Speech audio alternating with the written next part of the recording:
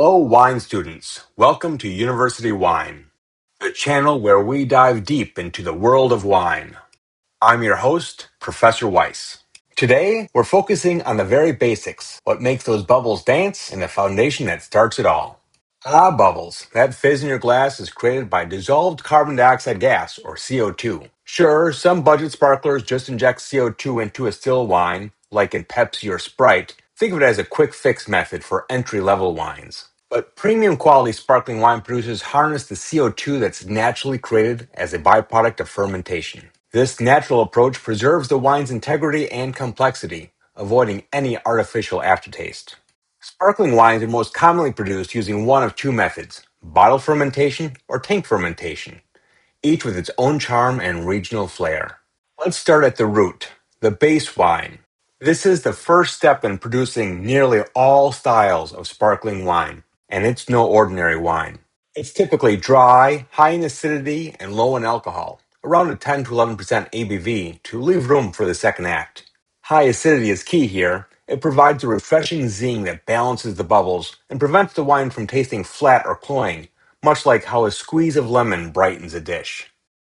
The base wine is usually a blend of different wines.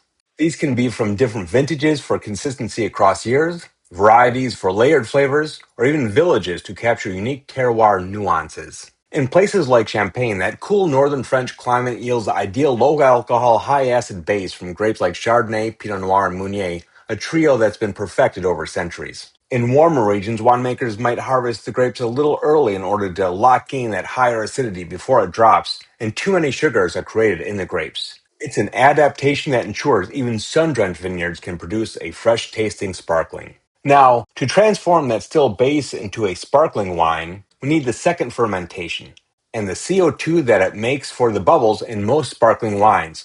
This is because the second fermentation does the same as the first, where CO2 is a byproduct of a fermentation where sugar and yeast are added to the dry base wine. The yeast converts the new sugars into alcohol and CO2, with the alcohol from the second fermentation bringing the ABV up around 1.5% from that low base to a more celebratory 11.5 to 12.5%. To stop the CO2 from escaping this time, this second fermentation takes place in a sealed vessel. Typically either a sealed bottle for bottle fermentation or a sealed tank for tank fermentation. The choice of vessel, it depends on the style and flavor profile desired, as well as regional traditions or regulations. For instance, Champagne mandates bottle fermentation for its appellation. Bottle fermentation often leads to more complex autolytic flavors we'll talk about later, while tank keeps things fruit-forward and cost-effective. Regardless of the vessel, so many bubbles are created in this sealed vessel, it builds pressure up to 6 atmospheres, or about 88 psi.